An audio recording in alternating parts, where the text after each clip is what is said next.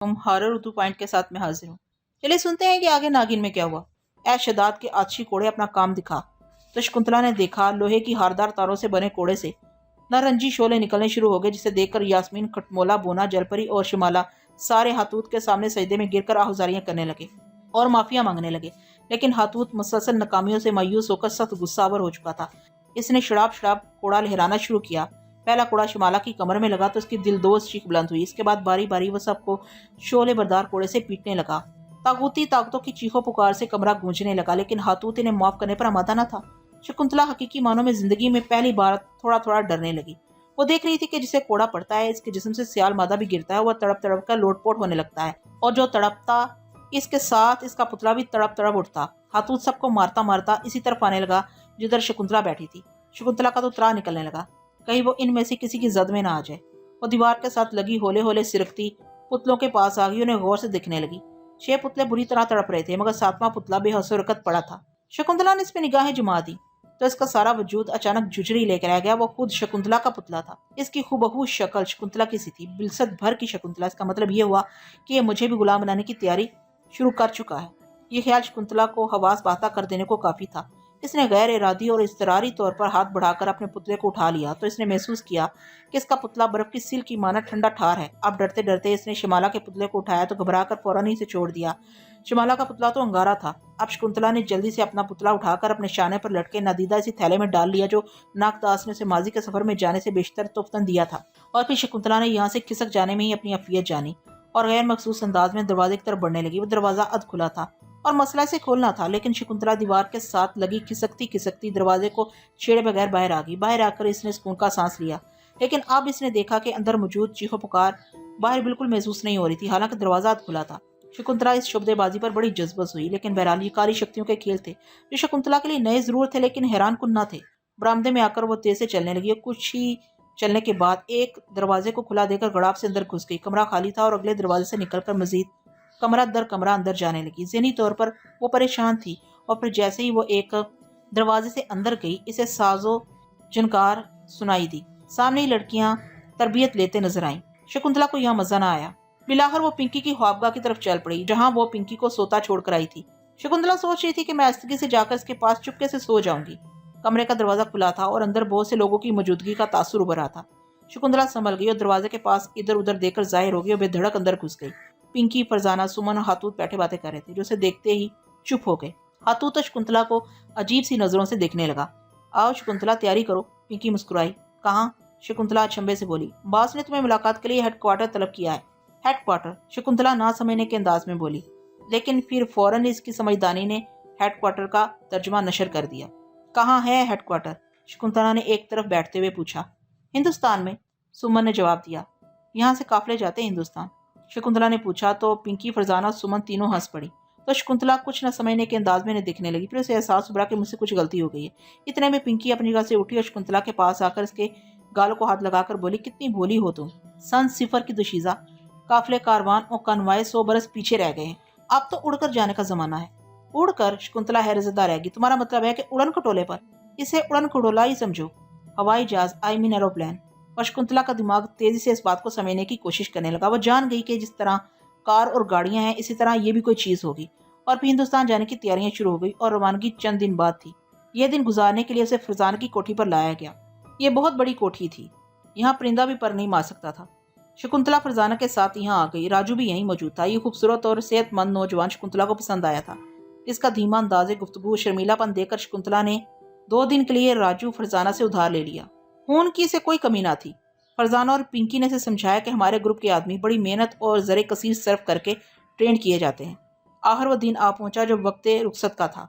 सफ़र शुरू करने से कबल ही सुमन ने राजू और शकुंतला को समझा दिया था, हमारे पासपोर्ट इंडियन हैं। हम इंडियन शहरी और पाकिस्तान अपने अजीज़ों से मिलने आए थे। शकुंतला भी अब पूरी तरह हवाई सफ़र से लुत्फानंदोज होने के लिए तैयार हो चुकी थी कि अचानक जहाज़ की तमाम रोशनियां गुल हो गई। हाथ को हाथ सुझाई न दे रहा था। राजू लम्हे भर को घबराकर इर्द गिर्द देखने लगा, मगर सब लोगों को मुतमईन देखकर उसे तसल्ली हुई। शकुंतला भी चौंकी। इस लम्हे एक जोरदार गूंज के साथ जहाज के जेट इंजन अपना काम करने लगे और फिर जहाज पूरी रफ्तार से रनवे पर भागने लगा। चंद सेकंड के अंदर शकुंतला और राजू ने एक हफीफ सा झटका महसूस किया। उसके साथ ही इन्हें जमीन और इमारतें तेज से पीछे और नीचे जाती महसूस होने लगी। लेकिन ये कैफियत ज्यादा देर बरकरार न रही। और शकुंतला और राजू को यूं महसूस होने लगा जैसे सब कुछ रुक गया हो, जहाज की रफ्तार भी थम गई हो। असल में जहाज बुलंदियां हासिल कर चुका था और जमीन दूर हो चुकी थी। राजू की गर्दन एक ही रुख पर बाहर तकते तकते थक गई, तो इसने तसाहल से नशिस्त पर पहलू बदला। फिर वो इस अंग्रेज बूढ़े को देखने लगा जो शायद कोई स्कॉलर था। इसके हाथ में पकड़ी हुई मोटी किताब, आंखों पर मोटे शीशे वाली ऐनक, माथे पर शऊर की साया फिगन शिकने इसके जेवरे तालीम से रास्ता होने का नजारा बजा रही थी। अब बाहर हर तरफ उजाला हो चुका था। अचानक मुतरन्नम मौसीकी के साथ दिल्ली एयरपोर्ट पर जल्द ही उतरने और सीट बेल्ट बांधने का ऐलान हुआ, तो नींद के हलकोरे लेने वाले मुसाफिरों में जिंदगी की हरारत नजर आने लगी। शकुंतला भी समझ गई कि दिल्ली आने का ऐलान हो रहा है। वो इस सारे निज़ाम और तरीके का गहरी नजरों से मुताला कर रही थी। वो तो पल भर को भी न सोई थी। और फिर चार का ये टोला टैक्सी में बैठ गया और टैक्सी एक और हेड ब्रिज के ऊपर से होती हुई शहर के अंदर जाने की बजाय बाईपास का रास्ता इख्तियार करके शहरी हदूद से बाहर निकल गई और मजाफात में आकर एक खुशनुमा कोठी के गेट के सामने रुक गई। वो सब नीचे उतर गए। ब्रायन नाम सामान ही इनके पास था, वो भी सिर्फ दिखावे के लिए।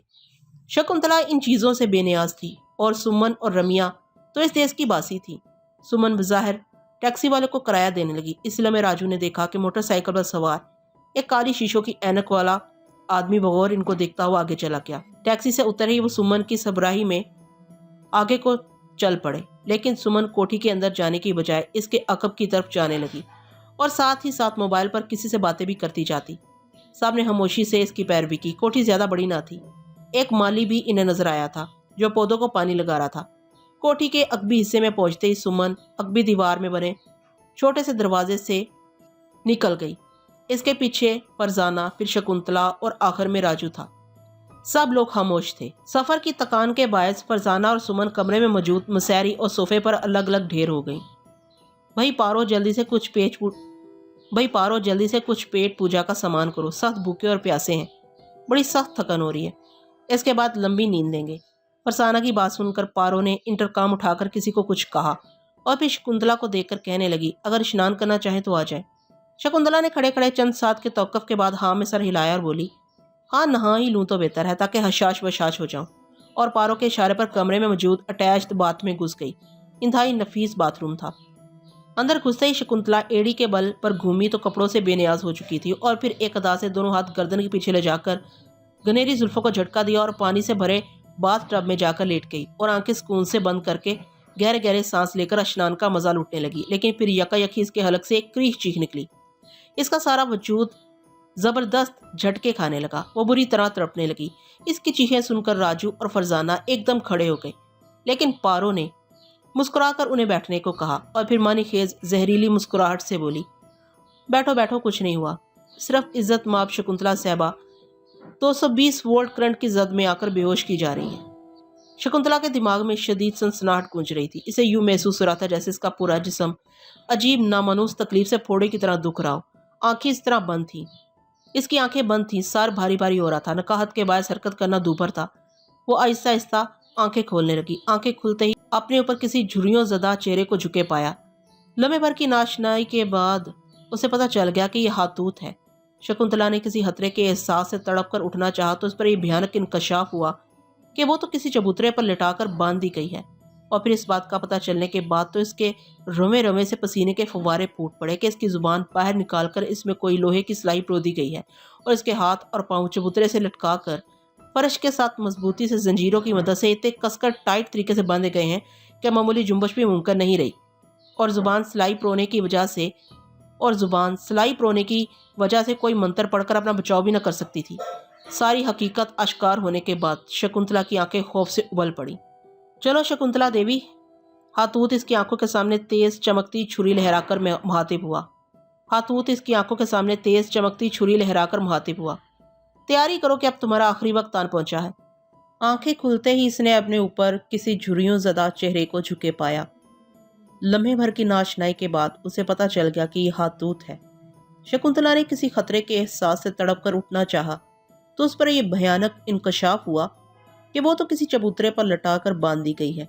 और फिर इस बात का पता चलने के बाद तो इसके रोवे रोवे से पसीने के फव्वारे फूट पड़े कि इसकी जुबान बाहर निकालकर इसमें कोई लोहे की सिलाई प्रोदी गई है और इसके हाथ और पांव चबूतरे से लटकाकर फर्श के साथ मजबूती से जंजीरों की मदद से इतने कसकर टाइट तरीके से बांधे गए हैं कि मामूली जुम्बश भी मुमकिन नहीं रही, और जुबान सिलाई प्रोई होने की वजह से वो कोई मंत्र पढ़कर अपना बचाव भी ना कर सकती थी।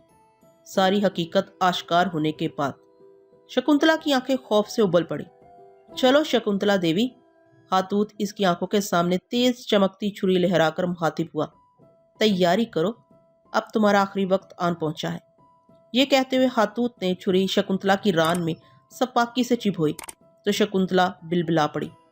तू क्या समझ रही थी कि तूने अमृत जल पी रखा है, लिहाजा मौत तुझे ना आएगी? हातूत मक्कारी से हंसते हुए बोला, अरे नादान, अमृत जल तो इंसानों के वास्ते है और तू तो सांप है, सांप की औलाद।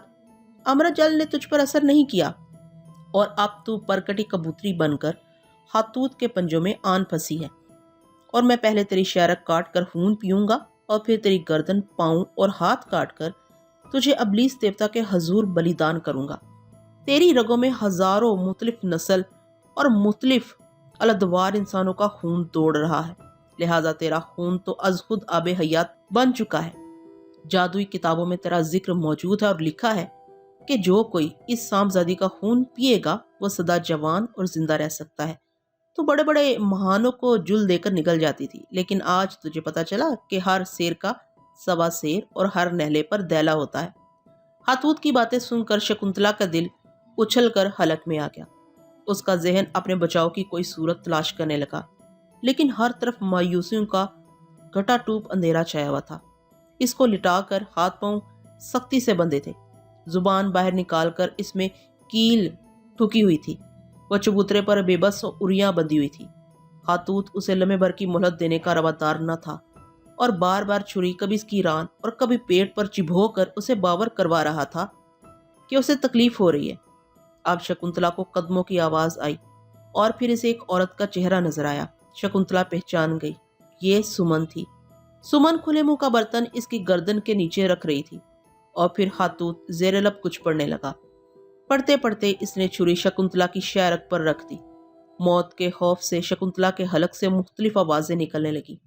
वो से रहम की ख्वास्तगार थी, वो कुछ मोहलत चाहती थी, जबकि हातूत लम्हे भर का खतरा मोल न लेना चाहता था। इसने तो इसलिए हिंदुस्तान पहुंचकर इसे बैठने का मौका भी ना दिया था और नहाने के टब में करंट छोड़कर उसे बेहोश कर दिया।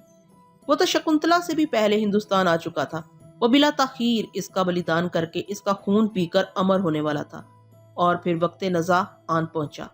हातूत ने उल्टे हाथ में पकड़ी छुरी चलानी शुरू की और शकुंतला ने आंखें मारे खौफ के बंद कर दी। लेकिन अचानक ही पता नहीं हातूत को क्या हुआ कि इसकी आंखें फट पड़ी, मुंह खुल गया और जुबान बाहर निकल आई। उसे अपनी गर्दन फौलादी हाथों के शिकंजे में आई हुई महसूस होने लगी। शकुंतला की गर्दन पर रखा हुआ वो हाथ जिसमें इसने छुरी पकड़ रखी थी खुद ब खुद ऊपर उठता चला गया, जैसे कोई नादीदा कुव्वत इसका गला दबा रही हो। हातूत की तो आवाज भी बंद हो चुकी थी। सुमन भी इसके पास हैरानी और परेशानी का इम्तजाज बने खड़ी थी। इसे कुछ समझ ना आ रही थी कि इसके साथ ही शकुंतला जो आंखें बंद करके छुरी फिरने के इंतजार में थी कि हाथ और पांव और कमर से बंधी रेशमी डोरियां तड़ाह तड़ाह की हल्की आवाजों से टूट गईं और इसकी जुबान में पेवस्त लोहे का सुआ भी जैसे किसी ने खींच निकाला हो और आजादी का एहसास उभरते ही शकुंतला बिजली किसी तेजी से उठ बैठी और गर्दन घुमा घुमा कर अपने मोहसिन को तलाश करने लगी। उसे ज्यादा देर इंतजार न करना पड़ा और अचानक ही एक दियो हैकल जिन इसे हातूत की गर्दन पकड़े दिखाई दे गया।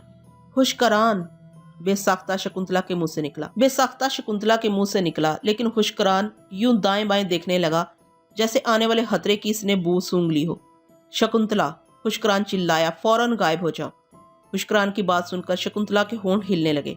अभी इसका मंत्र पूरा ना हुआ था कि एक जोरदार बल्कि कान फाड़ चट्टाक से कमरा गूंज उठा और इसके साथ ही चमक भी उभरी और फिर शकुंतला को सामने की दीवार फटती नजर आई और इसमें से खटमोला जिन और शिमाला देवी समेत हातूत की गुलाम काली कुव्वतें अपनी तमाम तर नहुस्तों समेत बरामद होती नजर आईं। एक नजर उन्होंने शकुंतला को देखा, लेकिन फिर हातूत को मौत और जिस्त की कश्मकश और हुश्करान के आहनी शिकंजे में पाकर उसे बचाने की गरज से हुश्करान की तरफ छपटी तो हुश्करान इनका मुकाबला करने की बजाय पलक झपकने में गायब हो गया। तो वो सब ठुठके और फिर मुड़कर शकुंतला की तरफ मुतवज्जा हुए, लेकिन फौरी हमले की बजाय थोड़ी देर उसे देखते रहे और फिर हमले की नीयत से बढ़े। लेकिन इस स्ना में शकुंतला का मंत्र अपना काम शुरू कर चुका था। लिहाजा वो भी देखते ही देखते नजरों से ओझल हो गई। अब सूरत-ए-हाल ये थी कि शकुंतला और हुश्करान मौजूद ना थे, जबकि खातूत गर्दन मसलते हुए मुसलसल खांस रहा था। हुश्करान ने कुछ ऐसे अंदाज से उसे दबोचा था कि हातूत की हालत गैर हो गई थी, लेकिन अगर हुश्करान इस बुरी तरह इसको काबू न करता तो हातूत ने शकुंतला की गर्दन काटने में कोई देर न लगाई थी। चंद लम्हे बाद हातूत की हालत संभली तो वो अपने मोकलीन को देखकर धाड़ा, कम बख्तो, फौरन शकुंतला को काबू करके लाओ, वरना मैं तुम सबको जलाकर राख कर दूंगा। आज अगर शकुंतला ना मिली तो फिर मैंने क्या तुम्हारा अचार डालना है? दफा हो जाओ मेरी नजरों से।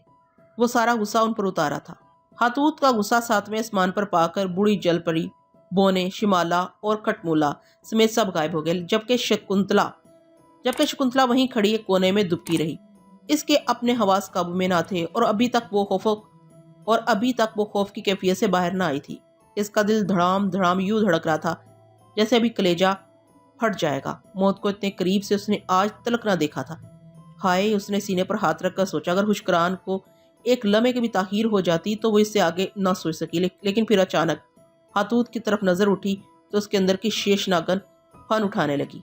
हातूत, जो मोकलीन को शकुंतला की तलाश में रवाना करके वहीं फर्श पर सर पकड़े बैठा था, कामयाबी इतनी करीब आकर यूं गुजर गई थी जैसे आमने सामने से आने वाली भयानक रफ्तार गाड़ियों के इस वक्त के शीशे टकराकर गुजर जाते हैं, मगर हादसा नहीं होता।